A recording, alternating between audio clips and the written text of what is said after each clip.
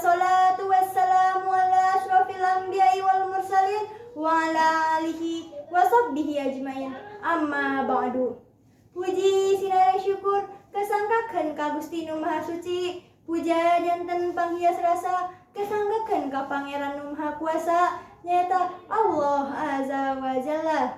Sholawat sinareng salam mugi-mugi salamina kacurahkeun ka junjungan urang sadayana nyaeta Habibana wa Syafi'ana wa Maulana Muhammad sallallahu alaihi wasallam, kepada kulawargina, kepada sahabatna, sareng ka urang sadayana salaku umatna dugi ka akhir zaman. Amin ya Allah ya rabbal alamin.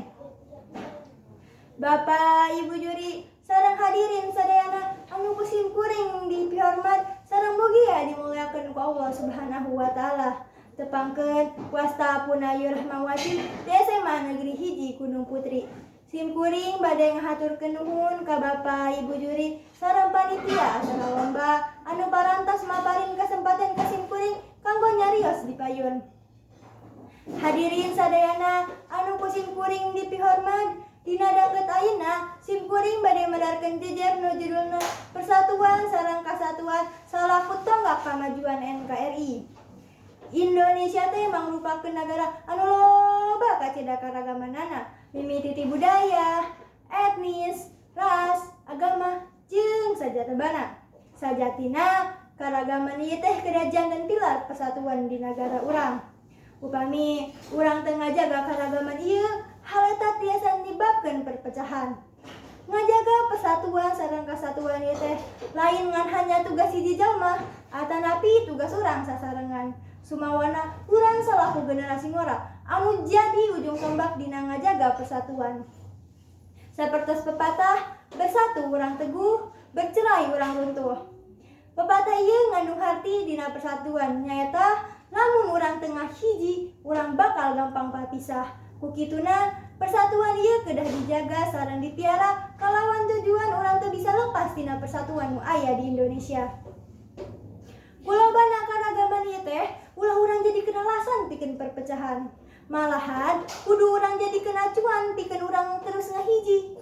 Sabab persatuan sorangan teh mangrupakeun modal utama pikeun urang ngabela negara Indonesia. Panan nagara urang sorangan ge miboga semboyan Bhinneka Tunggal Ika. Naon hartina Bhinneka Tunggal Ika teh?